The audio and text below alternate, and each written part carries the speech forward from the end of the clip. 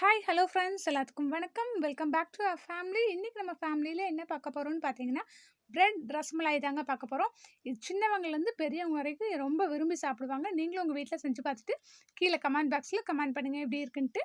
இப்போ வாங்க வீடியோக்குள்ளே போகலாம். வீடியோக்குள்ளே போகிறதுக்கு முன்னாடி நம்ம சேனலை ப்ளீஸ் சப்ஸ்கிரைப் பண்ணி வச்சுக்கோங்க. அப்போ தான் நான் போடுற வீடியோஸ் உங்களுக்கு நோட்டிஃபிகேஷனாக வந்து சேரும். பக்கத்தில் இருக்க பெல் ஐக்கானையும் ப்ரெஸ் பண்ண மறந்துடாதீங்க. இப்போ வாங்க வீடியோக்குள்ளே போயிட்டு ரசமலாய் பண்ணலாம்.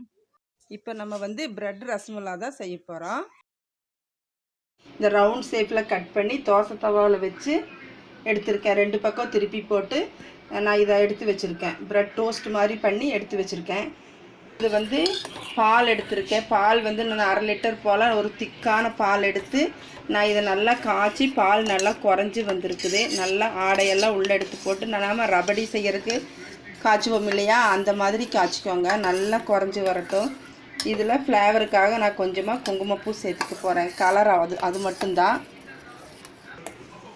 பால் நல்லா குறைஞ்சி வந்துடுச்சு. இப்போ நான் முந்திரி பாதாம் எல்லாம் பொடி பண்ணி வச்சுருக்கேன். நான் இந்த பாலோடு இதை நான் சேர்த்துக்கிறேன்.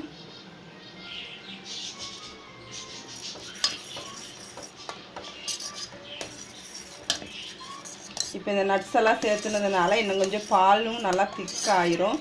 இன்னும் இதில் அஸ்கா எதுவும் சேர்த்தலை. இன்னும் கொஞ்சம் நேரம் ஆகட்டும், அப்புறமா நான் சேர்த்துக்குவோம்.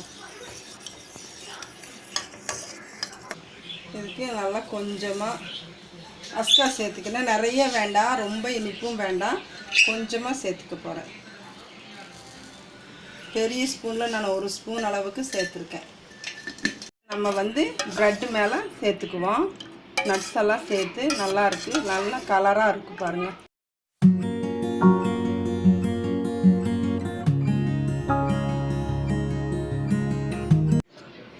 இதை நான் கொஞ்சம் நேரம் ஆற வச்சு சேர்த்துக்க போகிறேன். ஆற வச்சு தான் சேர்த்துருக்கேன்.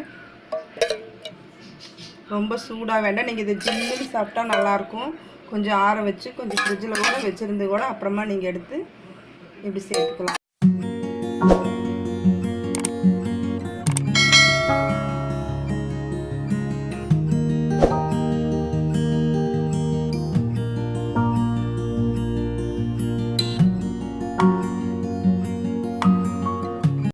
ப்ரெட்டு ரசமலாய் ரெடி ஆகிடுச்சு.